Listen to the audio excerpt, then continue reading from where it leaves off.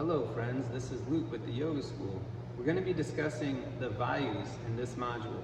So Vayu is an energy center in the body. There are two main Vayus that we deal with in Vinyasa Yoga. These are the Vayus described in the Hatha Yoga Pradipika, the Shiva Samhita, and other Yoga Shastras.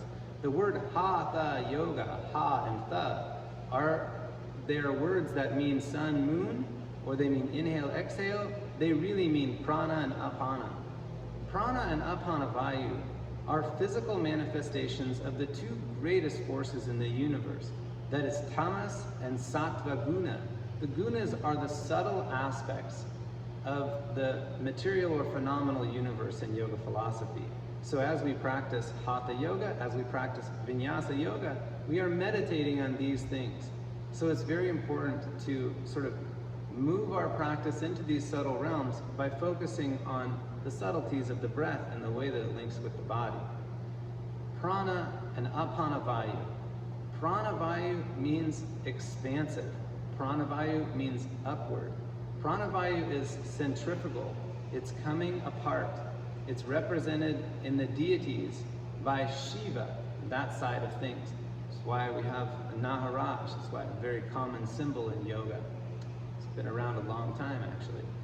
Apana Vayu is not necessarily the opposite, but look at it as the other half of the way that this wholesome thing works. Apana Vayu is downward, contracting, centripetal. It comes together, it's cohesive, it keeps things tight. It's dense, down, dark. It's the yang principle of a yin-yang. So, and Apana Vayu is deified through Vishnu. So Shiva and Vishnu are essentially their representations of these two forces cosmically. In your body, these forces are exemplified by your breath. There's no better way to meditate on the way the universe works than by your own body, your own breath. You can survive for like a month without food. You can survive for quite a while without water, but you have to breathe. So breathing is our closest connection to the way that life works. And if we just yoke our mind to that, we're certainly practicing yoga. The Vayus themselves it's not like one is better than the other, but they can go out of balance. So the practice of Vinyasa Yoga in general seeks to achieve balance between Prana and Apana. For example, when you're doing pranayama, when you breathe in, you want a nice full breath.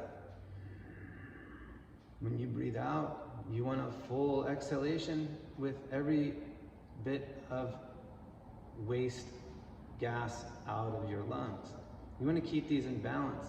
You'll notice that your students, some of them, they breathe deeply, but they don't exhale completely. I would call that a pranic bias to their breathing. You'll find that students like that tend to carry themselves a certain way. They might not have as much trouble with back bends. Conversely, other students move their shoulders forward and collapse their chest. Maybe they belly breathe. Apana Vayu is down, Prana Vayu is up, so belly breathing is more apanic, okay? So when you see a student who is exhaling more, but having difficulty inhaling, those students tend to do better with forward bends. This is just the way that it is because the body just sort of remembers and works after the energy that the person's carrying. As yoga teachers too, we can also infer pretty simply that students have problems opening up their heart. They're afraid perhaps, or they're emotionally hurt, so they go like this. I think that's pretty universally accepted that human beings naturally try to close off this part of their body to guard themselves. That's apanic. Conversely, some people tend to open themselves or to absorb things. So this is the introduction of the Vayus. It is yoga, basically. The study of the Vayus is your meditation as a Vinyasa Yoga practitioner. Om.